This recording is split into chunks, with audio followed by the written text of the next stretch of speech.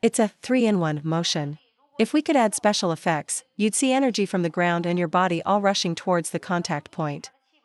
All these forces concentrate in one area, creating an explosive point of contact, like a fireball. Today, let's break down the serve. We'll focus on solving 3 key issues: serves that aren't spinny, aren't fast, and lack power. Many players jump straight to long sidespin serves, thinking short serves are ineffective. They hope for an easy point but often can't even tell if they're hitting the ball or brushing it. First, we need to build the fundamentals, starting with the foundation of friction. Here's how. To practice brushing, start with a short serve.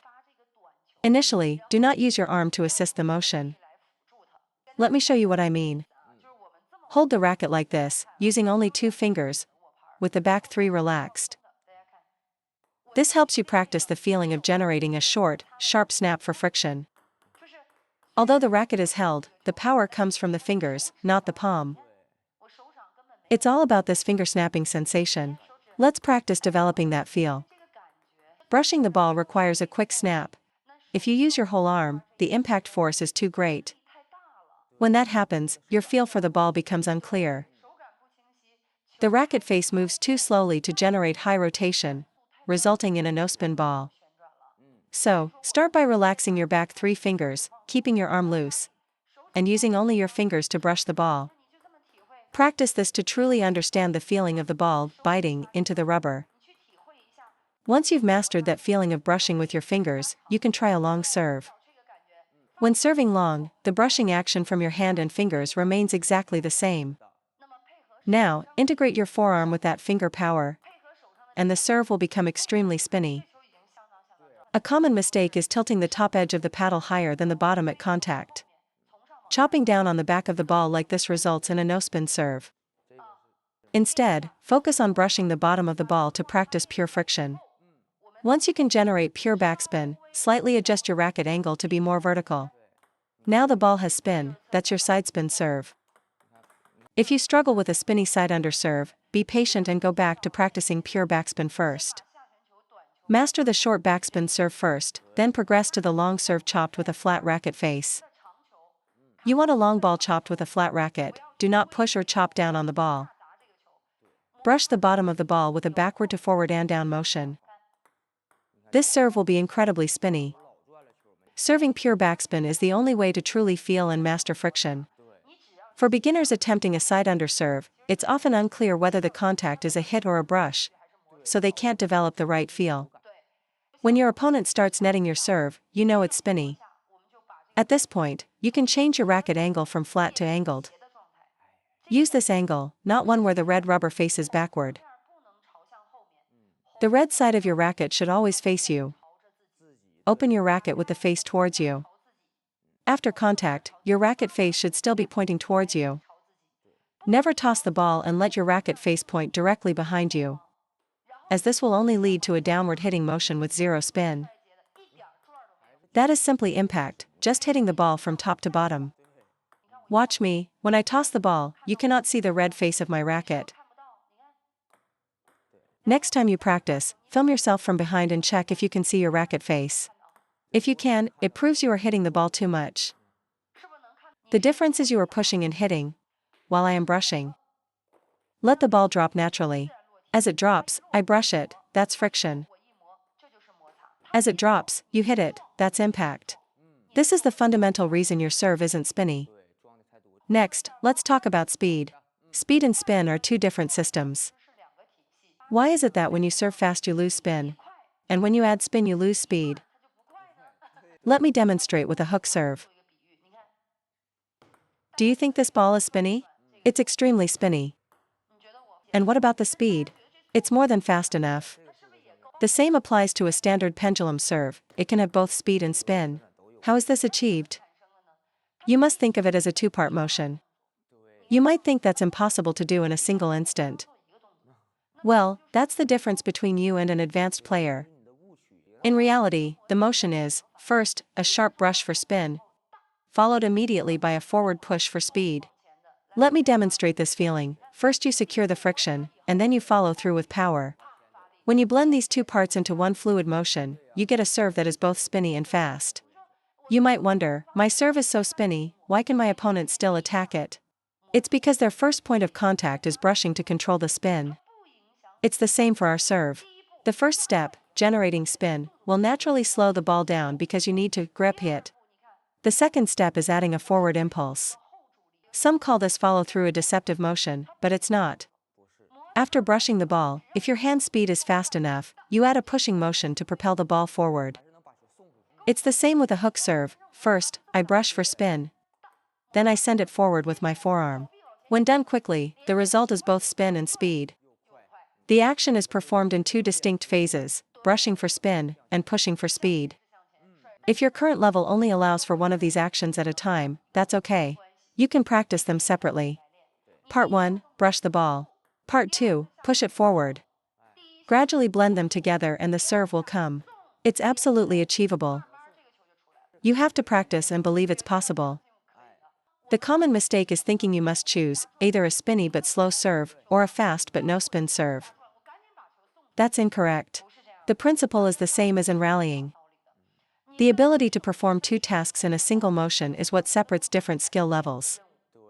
This forces your opponent to deal with either your spin or your speed. Why can even a heavily spun serve be attacked by a skilled opponent? They first brush to neutralize the spin, then attack. Amateurs often just hit through it and make an error. For any serve, the first step is to master the brushing contact. Once you've secured the friction, a simple push from the arm will make the ball both spinny and fast. With enough hand speed, your serve will be spinny, and the forward push will give it a powerful, driving quality. So, to serve fast, you must not cut your motion short. A short follow-through prevents the ball from gaining speed. You have to use your forearm to drive the ball forward.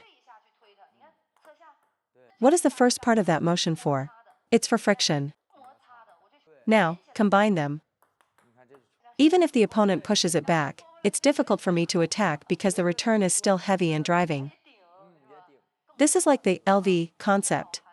The L path creates friction, and the V path provides the forward push.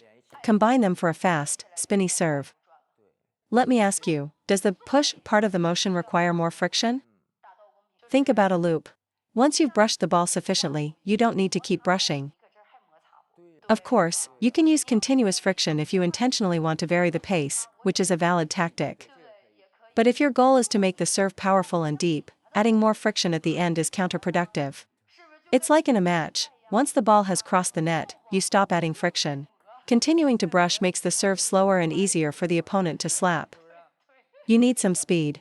Brush it first, then drive it forward, and they won't be able to attack it easily. You must find the right balance between brushing and hitting. Too much hitting, and the ball goes in the net. Too much brushing, and the serve is too slow. It's the same with looping. Once you feel the ball is safely clearing the net, the rest of the motion is about forward drive and threat. It's the same for serves. If you brush through the entire motion, you'll have no explosive power. Friction comes from a short snap. The sharper the snap, the more spin you get. A long, slow brushing motion will not make the ball spinny. A long contact time diffuses the force. Friction relies on a short snap, and the rest of the motion is impact. If you're slow, all friction serve gives the opponent time to prepare. It doesn't matter how much spin is on it. What's the fastest serve? A rush serve. That's pure impact. So, the ideal feeling is to brush the ball first and then drive it forward with impact. This will create a serve that is both spinny and powerful. A weak loop has the same problem. The player is only brushing and hasn't separated the brushing and hitting components, resulting in either all friction or all brute force. The third problem is using your body's power, the kinetic chain. Why do most amateurs fail to do this? Just like in a rally, you can't generate power because you're not rotating or moving into the ball. You must rotate to meet the ball. The first reason you can't generate power is that your center of gravity isn't shifting up and down.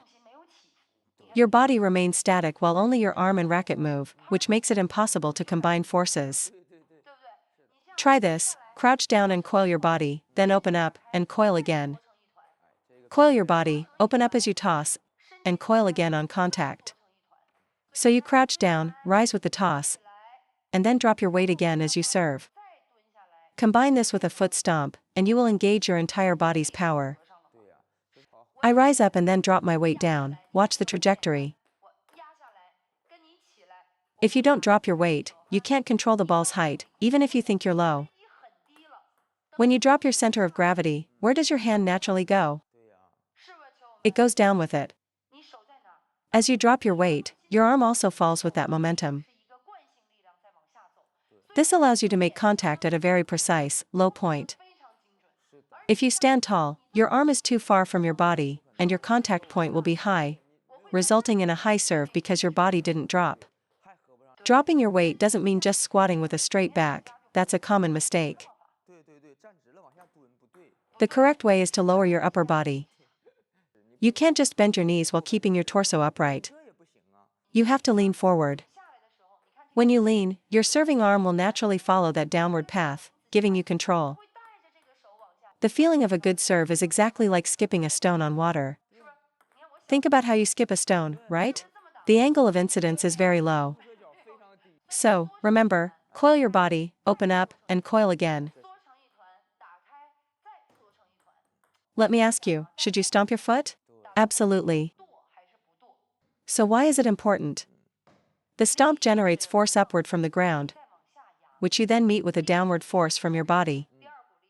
Stomp and drop your weight simultaneously, and these two forces combine. The upward and downward forces are now synchronized. The stomp generates upward force from the ground, and as I drop my weight, I create downward force. These two forces meet to create one powerful, combined force. If your contact angle is correct, all of this energy will converge at a single explosive point. This gives your serve a sharp, solid, and powerful quality, rather than being scattered. A serve without this is disconnected, the power is not concentrated. That's why you must stomp and drop your weight. Combine that with a straight toss and actively moving to meet the ball. When you put it all together, the serve will be low, fast, and spinny. I'm not even looking at the ball, my timing is automatic. So, master these three things: 1. A consistent toss. 2. The feeling of coil open coil. And 3. The timing of your stomp, weight drop, and contact point to create a single point of force. It's a 3-in-1 motion. If we could add special effects, you'd see energy from the ground and your body all rushing towards the contact point. All these forces concentrate in one area, creating an explosive point of contact, like a fireball. Everything comes together and then explodes outwards. Do you understand? Practice this, or you may never find the feeling of using your whole body's power. The most advanced force in table tennis is this combined, synchronized power, the kinetic chain. It is not brute strength. I hope you all can learn to use smart technique and explosive power. For amateur players, the serve is the most important shot. A good serve lets you handle a weak return, a bad serve forces you to handle a strong one.